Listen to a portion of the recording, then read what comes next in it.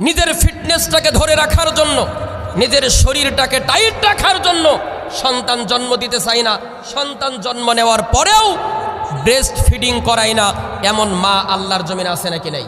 Feeder খাওয়াই, feeder feeder feeder খাওয়াইয়া নিজের শরীরটাকে ভালো রাখতে চাই, নিজের শরীরটাকে টাইট রাখতে চাই, যেন আরেকজন পুরুষ দেখলে বুঝতে না পারে এই মহিলাটা হলো 4 ছেলের মা। রাগ করবেন না আমার কথায়। বুকের দুধ যদি কোনো মা তার কলিজার টুকরা সন্তানকে না খাওয়াই, বুকের দুধ যদি কোনো মা তার সন্তানকে না খাওয়িয়ে ফিডার খাওয়াই, এই মা তার সন্তানের প্রতি যে অবিচার করেছে, এই অবিচার করার কারণে ওই মাকে জাহান্নামে যাওয়া লাগবে, কোনো সন্দেহ নাই।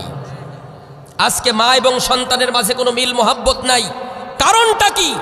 তার কারণ মা প্রথম নাম্বার দায়ী। মা তার বুকের দুধ খাওয়াইতে তার সন্তানকে সম্মত হয় না। সম্মানিত উপস্থিতি, সম্মানিত মা এবং বোনের আমার, নিজের সৌন্দর্যটাকে ধরে রাখার জন্য সন্তানের প্রতি অবিচারটা করবেন না।